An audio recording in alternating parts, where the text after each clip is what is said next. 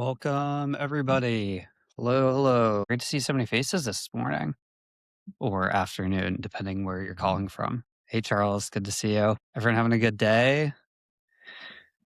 For those who are joining for the first time, thank you. Welcome. For those who are returning, nice to see you again. We are really excited to have everyone. Awesome. We have a decent amount to get through today, so I'm actually going to go ahead and get started.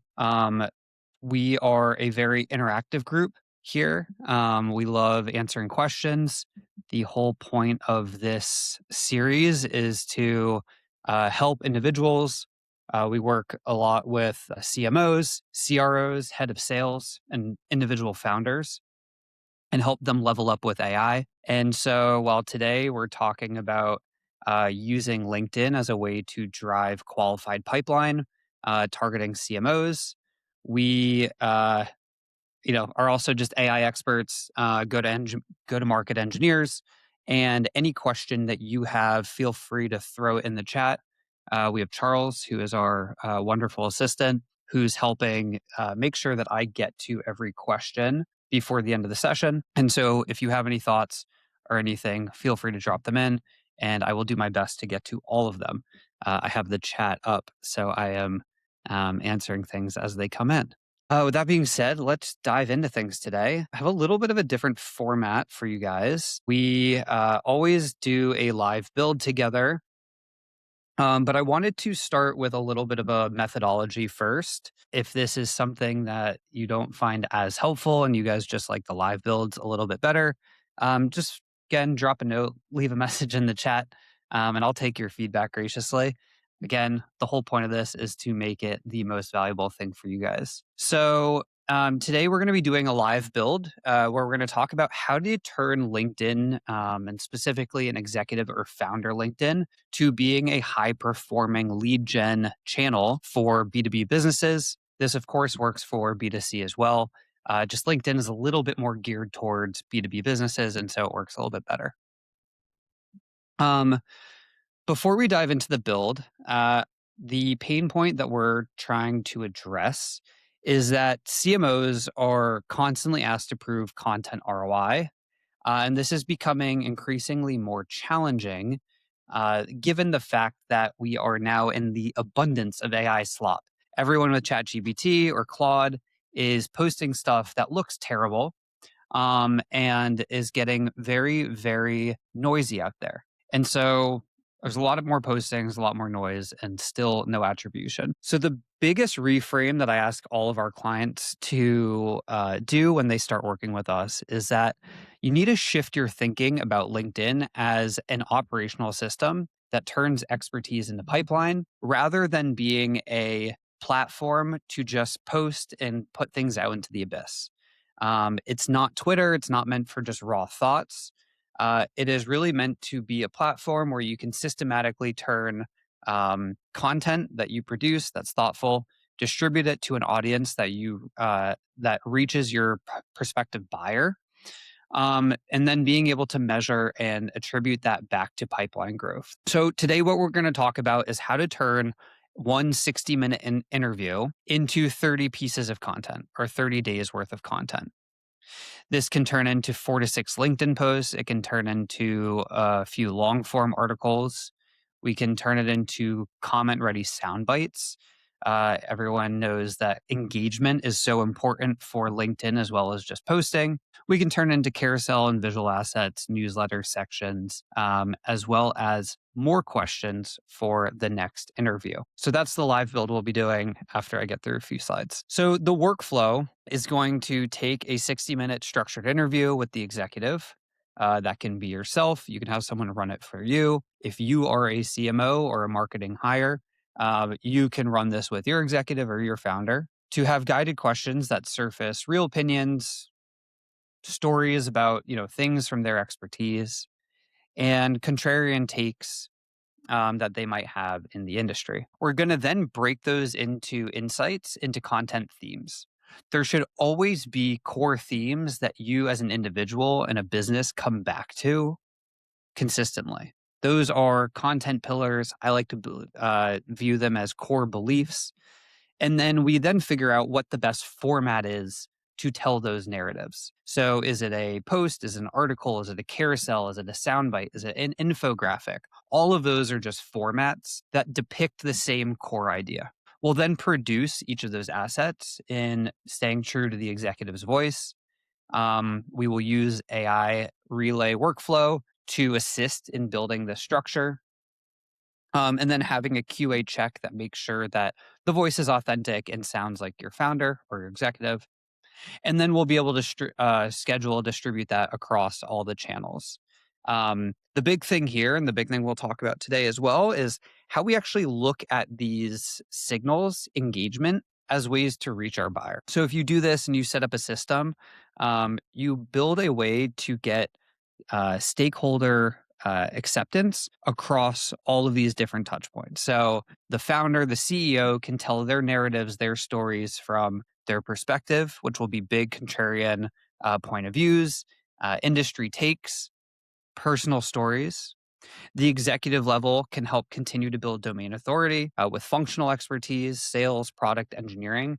Think about each of them not only running and leading their department, but then also representing the overview and the perspective of how your company views these different industries. Employees are great for amplification and demonstration of culture. So these can be day in the life, team wins, event coverage, reshares with their own context. And then you think of the company page as being credibility and SEO. So this is a great place to publish case studies, product updates, event promos, etc.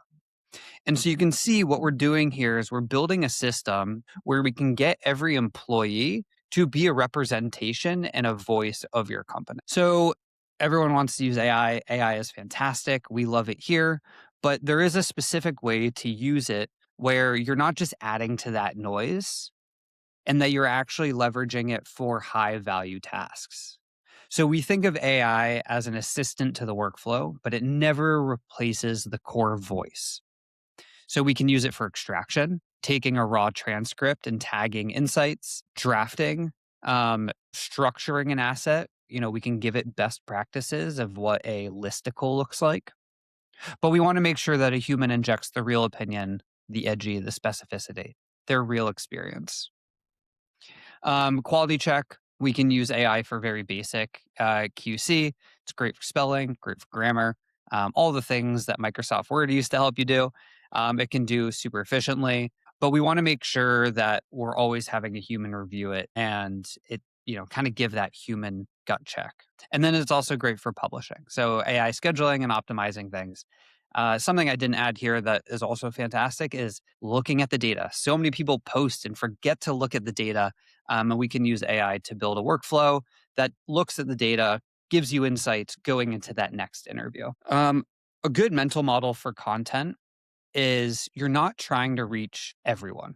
Here we, say you don't need 50,000 impressions, you need 50 of the right people. And I think there's this misnomer here because I think a lot of people fundamentally understand this.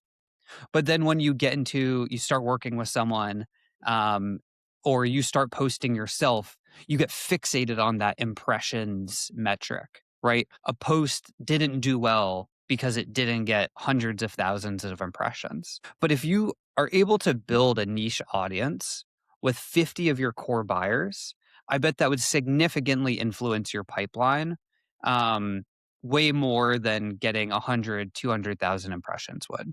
Remember, virality is a vanity metric. Pipeline is a function of repeated exposure to the right audience, not a single breakout post. And I think the key word in this mindset is repeated exposure. You will be reaching the same person with the same message multiple times.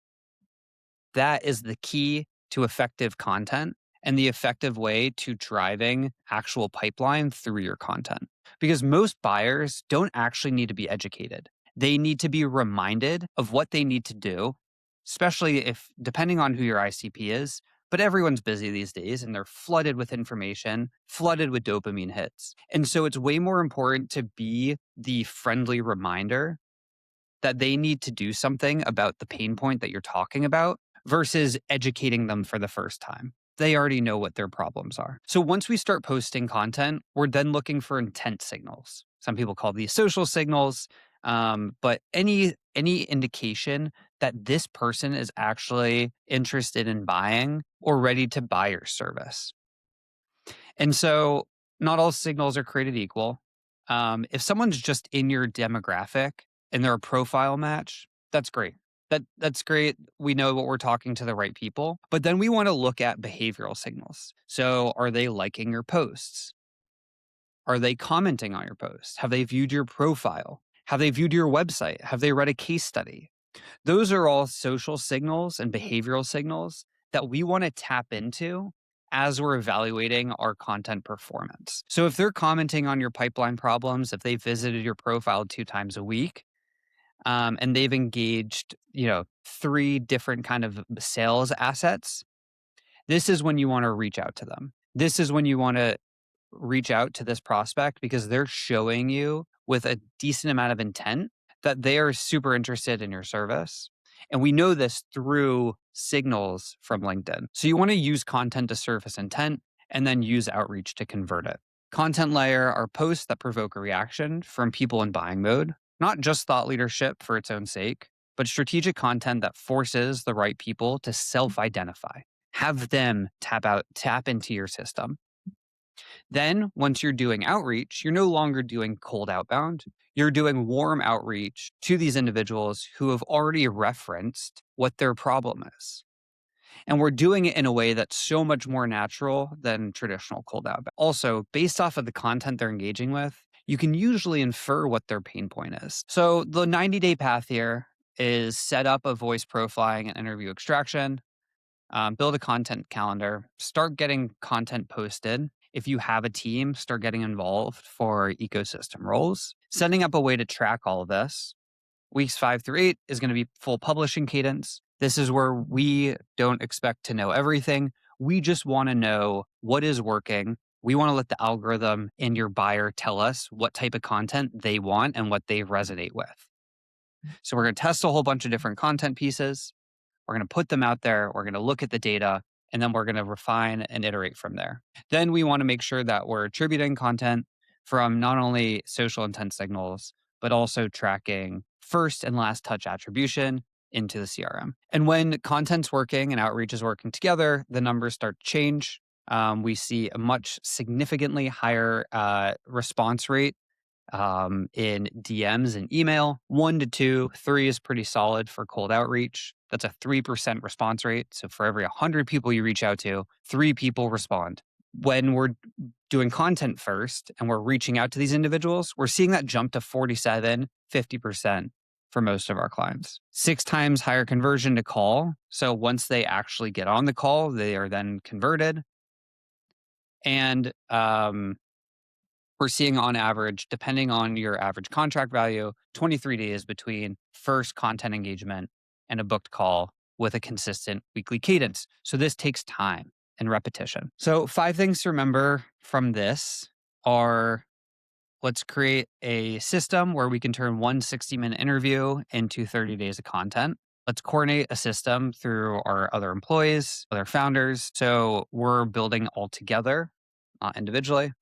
Use AI to assist workflow. Don't actually replace the voice of anyone. Monitor intent signals to show us who are warm leads, versus, we can use that to inform our strategy. And then tie content to CRM and pipeline. Do it with first and last touch attribution and use that to inform your strategy moving forward. My one plug here, these are all topics we're going to dive significantly more into in our upcoming content engineer certification. If you scan this QR code and use Content 20, you get 20% off. This program is a 3-week service or 3-week program that we run starting in April. And by the end of it, you will learn in depth everything that we just went through. You will learn how to use AI workflows to make your life more efficient for attribution, and build that system that actually generates qualified pipeline. Scan the QR code. If you have any questions, reach out to me on LinkedIn. I'm always looking. All right, let's get into the live build. So the first build we're going to do, the build we're going to do today is going to run through a few different steps. So we're going to take a real we're going to take a real interview transcript. We're going to use an AI step to extract and tag insights, pull quotes, and separate contrarian takes from generic statements. We're going to take those tagged insights and assign them to different formats because you can say the same idea in different formats. We are going to add a voice QC gate. So once we start drafting posts, we want to make sure that we're doing a first pass to make sure that it actually sounds like our individual. We're going to talk about how we can then feed that into other different executives or different members of the company. And then signal capture. We'll talk about what data sources and signals to take a look at to be able to tie this back to pipeline. So let's get into it. I'm going to jump over to Relay. Yes, it looks like we have a question about sending that link for sign up. I'm going to send this whole deck afterwards. But just for the sake of time, I'm going to drop this file in the chat if anyone wants to take a look. And we'll make sure to send this workflow after. So we are in Relay. This is my LinkedIn workflow tool of choice, not a sponsor, just a big fan of the product. I think it's the perfect balance between technical and being able to run more advanced workflows, but then also easy enough and user friendly enough to be able to build something pretty quickly, even if you don't have a super sophisticated technical experience. So what we're going to do is we're going to go into a new agent. You don't need to have as many agents as I do in here. This is just because I do these workshops every week, and so I end up making a lot of these. But we're going to make a CMO agent. This will be something that kind of oversees a whole bunch of process. And then we want to connect which tools we've been using. I store everything in Notion. I like getting notifications in Slack. We want to add LinkedIn so we can pull live analytics and live data from our LinkedIn. And I'll just do that for now. You can add as many more. And of course, you can add them later. This will take a second to generate. And what it does is based off of the tools that you added, it's going to then take a look at or suggest some workflows that you can build. But we already know what we want to build, and we'll go through that specifically. Let me pull this up again. So what we want to do is we want to look at the steps of the workflow that we want to build. Looks like we have a question. Is it Relay able to scrape social content for reference material? It absolutely is. And I'll show you how to build that in a second. That's definitely going to be a big part of this because we want to be looking at industry trends, and we're going to use that to actually summarize and extract our own tone of voice for writing. So we want to first take and extract an interview clip into AI, tag it for insights, pull quotes, and find different takes. And then we'll map that into different asset formats. And that's going to be one workflow. So what I'm going to do is come in here and say, one thing to note before I dive into this is the thing that really makes AI feel like an agent or running on its own is by setting it on a calendar. So you can think about like every Monday you're going to do this, or every Wednesday at 4 p.m. I need you to do this. The same way that you would train an employee or give someone specific instructions to do something. What I love about AI right now, or AI in general, is that it removes all ambiguity. And so you need to be very black and white of what it needs to do and when. And so that's the type of input that we're going to build when building these workflows. So I have a tool called Whisper Flow. It's fantastic, where I can just hold down a keyboard and speak. I speak a lot much faster than I type. And so it helps me get ideas down much quicker. On a manual trigger, I want you to take a raw transcript from an interview I did with my executive, and I want you to go through and tag sections that are unique insights, interesting topics, or interesting perspectives, contrarian segments that maybe go against their industry norm, and output that or tag that output. And then what we're going to do is do another AI step and take a look and see what formats are best suited for those different content and pieces of information that were extracted from the interview. So you can see I kind of just word vomited, getting that input into our text field. But what I'm going to do is just have it build for me. And what's cool about Relay is it takes that, understands what I'm trying to do, the workflow I'm trying to build. It maps out what its plan is. And then it's going to build the actual workflow for me with the exact prompts based off of what I labeled out. And so what I like to do is just let's see what it does, what it comes together with. Um, and then from there, give it feedback. We'll have that go. Awesome. So we'll take a look at these two workflows. You can see it's using GPT 5.4, and you can see it's written the prompt for me. This looks pretty good. What I like to do is just kind of see based off of its first output what it does and how it handles it. And then from there, go in and give feedback. And awesome. Okay. So what we're going to do now is come over and hit start a test run and going to feed in a transcript from a conversation I had the other week and hit start test run. So what it's doing is now running through those steps. It's 2 sequential AI steps where it's first analyzing the transcript and then making recommendations on content formats. Um, Sherry, yes, I absolutely use AI to assist with the interview questions. What's nice is we start building a repeatable self-learning system. What posts are doing well? What is industry news? What's breaking news in the industry? What are the hot topics? What are my competitors doing? All of those things can help inform those interview questions. So let's take a look at the outputs. It looks like we have some segments on upmarket shift changes the marketer's job. LMs showing up as attribution, PR and comms as LM discovery infrastructure. A lot of interesting segments that we talked about. And it's giving us specific moments and clips from that. So it's done a nice job extracting these core ideas and these core concepts. Um, you know, blindly thinking these 14 steps or these 14 things that it extracted could be really insightful posts. Like these are your posts for 14 days. Then we're going to come in and we're going to take all of those 14 and it's going to map what type of uh, post or map what type of format is best suited for it.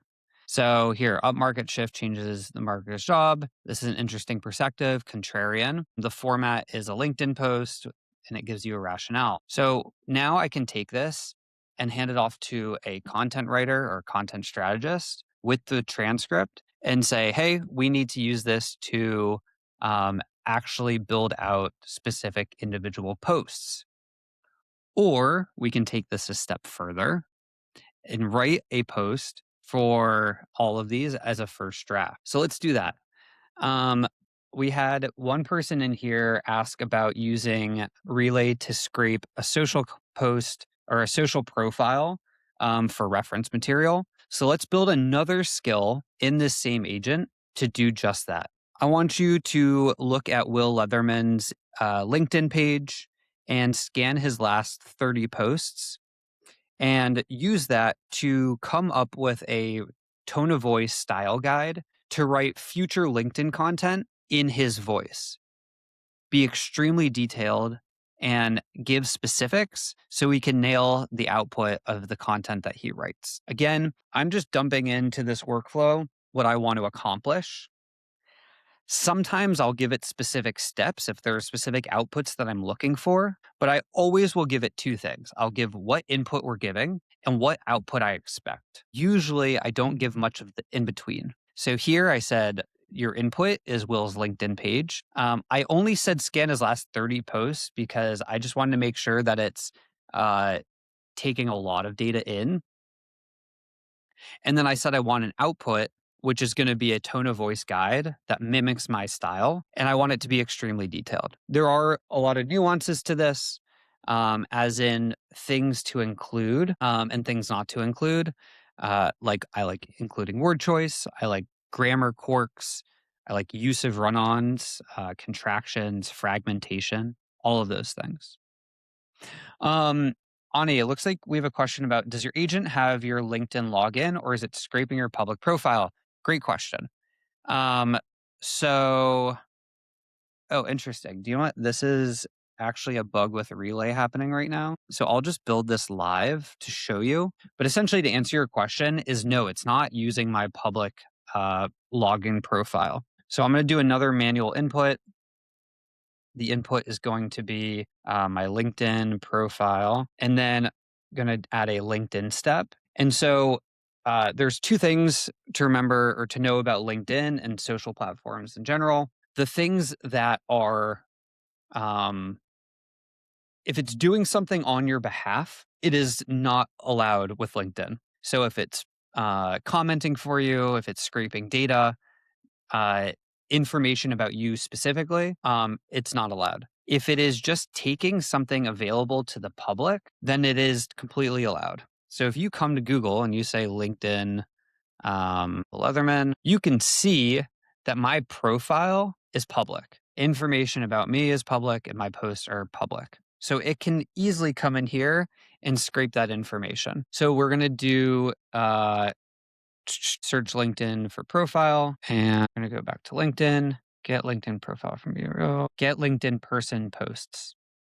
Not the best naming structure, if I do say so myself, but that is what we are doing. So it's pulling the last 30 from the URL that we put in the manual step. And then I added the LinkedIn step, add the LLM, the AI step I requested below it. Let's see if we can get the Copilot working again. Yeah, so connections and draft messages for select view. Okay, so yeah, this is a great example. So again, posts are public. The LinkedIn posts that you share online are public information. They are not behind a login gate.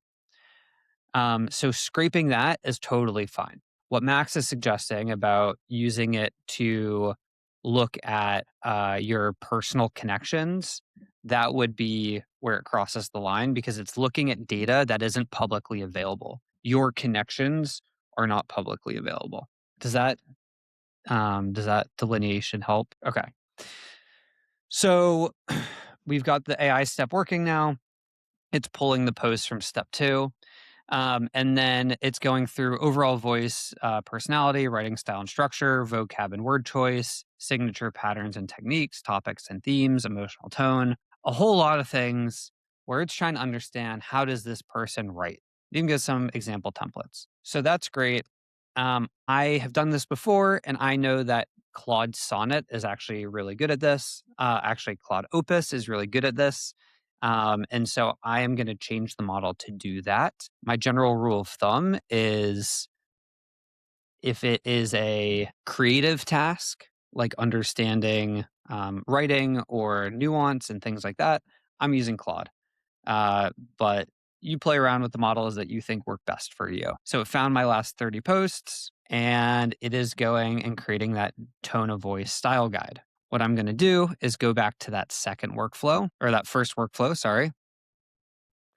And I'm going to add one more step and I'm going to say, now I want you to create a first draft of each of these content ideas based off of my writing style that I will attach from a knowledge base. I want you to add a third AI step that iterates from the recommended content formats and writes a first draft of all of the posts that you explained. There we go. Able to use context from Claude projects when you call these models. Unfortunately, not. Relay, I don't think any of the AI workflow tools have an ability to reference Claude knowledge base or Claude projects.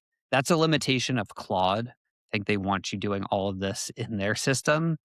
But it's very easy to go in and take that information and add it to your Relay knowledge base.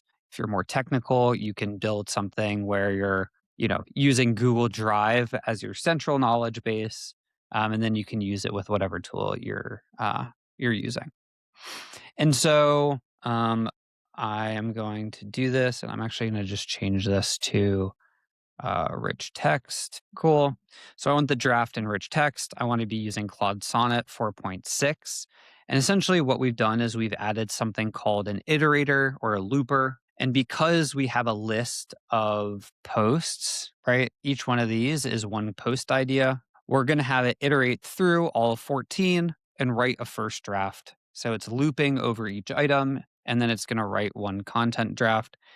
And then we probably want to format all of the final posts into one long document that I can share with my content team. We'll go back to that other run, and this is done. And we can see that it has written a very in-depth guide on how I write based off of my actual LinkedIn posts. So if you're feeding it something that's not AI generated, it should do a really good job at understanding the actual writing nuances of the individual. It goes into signature words and phrases, grammar and mechanics, patterns, specific client stories, topics, and themes. I talk a lot about LinkedIn content strategy for B2B founders. I talk a lot about AI content workflows. Awesome. Obviously, you can work with this, refine it, make it work for you. But what I can do is take this, copy it, come over to this workflow, and in the draft content step, it's finishing its workflow here. So it's adding, it's going to iterate, it's going to write 14 briefs or 14 drafts. It's going to put them all together, and then it's going to place it in a single Google document for me.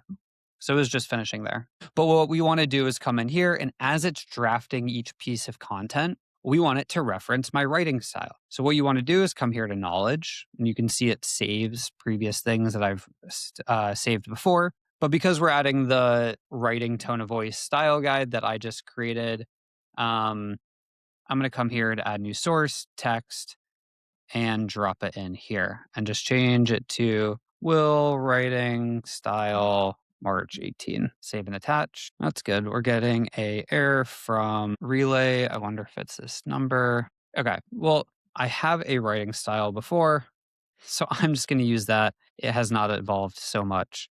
And just in the sake of time, I want to make sure that we're running this test. Let's get that transcript again, drop that in, start a test run, and there we go. And so by the end of this workflow, we should have 14 posts written in varied formats that are all extracted from one interview that are direct, as a direct real conversation had with a founder or an executive. This was just with a peer, but do you understand how the system works for an executive or a founder? And it'll give me a Google Doc. You can add it to Notion, whatever your tool of choice, where you can then go in and edit and revise these. I didn't talk about that yet. Using it in Relay or doing it directly in Claude. It really depends on where you are on the spectrum of using AI tools. I think if you are just familiar with like the Claude or the ChatGPT chat interface, Relay is going to be more advanced, or you can build a deterministic workflow. If you've gotten into Claude Code and you are actually building your own apps and building scripts, then Claude Code is going to be, it's going to offer a little bit more flexibility. But I think for intermediate beginner, Claude is exactly like. Oh, someone there? If you have a question or you have a thought, please drop it in. Please drop it in the chat. I will definitely respond to you. I want to keep the recording clean for future listeners. And so I'm going to skip to step 6. Okay. So what we have is now a LinkedIn post written from the idea that we extracted. And so most companies don't have an AI strategy. They have an AI experiment they forgot to finish. I was speaking with the VP of marketing at Cognizant. That is the transcript that I pulled from. He had a quote. Here's what phase 1 actually looks like. So then we have it. We have a carousel to write alongside of it. We have a short form video script based off of that idea as well. And you can see just from this one interview and this one conversation that we had, we can use it to create a significant amount of content that we can post. Okay. The next thing I want to talk about is how we can turn these into qualified leads because I think a lot of people understand posting is great, you get content out there, but how are we actually turning these into pipeline if people aren't just reaching out directly? What you want to be looking at is seeing who's engaging with your content and on what posts. It's a great graphic we did yesterday where we talk about inbound versus outbound go to market. And I want to look at these reactions and actually understanding who is engaging with my content. And I want to start tracking if they are engaging over a period of time. Those people who are continuously engaging, people who view my profile, right? We have profile viewers. These are people who are researching me and are showing higher intent. So, what you want to do is post content to then be able to track these intent signals to understand who you're attracting and gravitating into your orbit or into your world. Now, you can do this a few different ways. You can do it manually, which is not the most productive way to do it, especially in the world of AI. Um, you can try to build a workflow to do it, although, as mentioned earlier in the chat, um, the you run into some LinkedIn issues. But these are all things that we will cover in the most effective way to be able to actually turn that pipeline, turn those intent signals into real pipeline. And so again, as we close out, I'm going to open the floor to any additional questions that I didn't get to. But I highly encourage, if this was helpful at all to anyone here, to sign up for the content engineering certification. We're going to talk about how to build this system end to end to actually be able to turn it into pipeline. Let me go through the chat now, make sure I didn't miss anyone. If I'm building a stage agent for a particular business and sell it to them, how do I export it from my Relay account to their system? Um, I would probably recommend having them set up. It depends. Are you building this once to hand off to them, or is this like an ongoing engagement? Are you maintaining it? Because the thing with AI workflows is they do need to be maintained. So if it is a maintenance model, I would,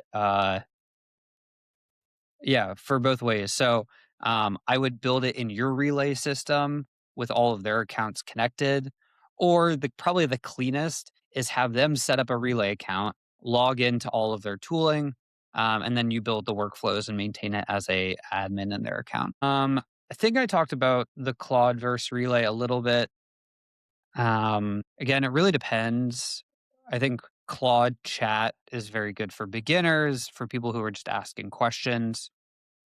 If you use a tool like Relay or Make or Zapier or N8N, you've gotten a little bit more advanced where you're looking to recreate deterministic workflows. All that means is every time you have the same inputs and you want the same style of output. This is a deterministic workflow because every time we are giving it a transcript, it's going to give us these tagged segments. It's going to give us recommended content formats, and it's going to give us a list of drafts. We know we're going to get that every single time. Where Claude Code comes into play is where you want to give it, it's more agentic. You give it a list of skills. You give it the output, and then it figures out what it needs to do in between to accomplish that task. Now, mostly when I do these workshops, our audience is a little bit more on the beginner to intermediate side of things, which is totally great.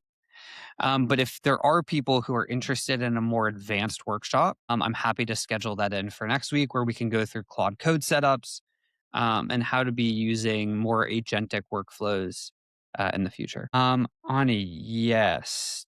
The who viewed your profile? Yeah, there are many ways to extract that. Um, there are definitely ways to do it automatically. We will cover that in the content engineering workflow or content engineering certification course. Trying to make a pivot in my career. How can I structure my content to help me in this transition and change my audience to this target pivot? I think it really depends on what audience you're trying to, or sorry, what career trajectory you're moving into.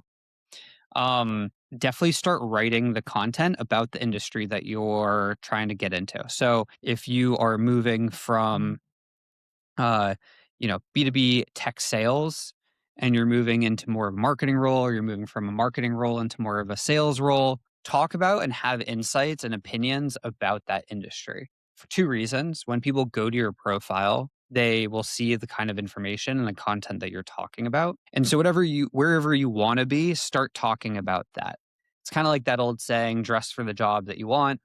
Um, it's the same idea. Start talking about and start performing the actions in the field that you want to go into, rather than, but you could also have some personality. Talk about the transition. What is that like? Can I get an idea of how much agents get monetized at? Since you people work with at most, you might know the market value. Please take an example of the agent user bill. So what's really cool is this whole workshop, this hour, 50-minute workshop, was completely free for me because I was just running test runs. And so you can see the credits that it would have costed me. 25 AI credits, 16 AI credits. On this one, writing that post was 233 credits, but see how it's crossed out with a 0? Relay is awesome because if you're just doing test runs, um, the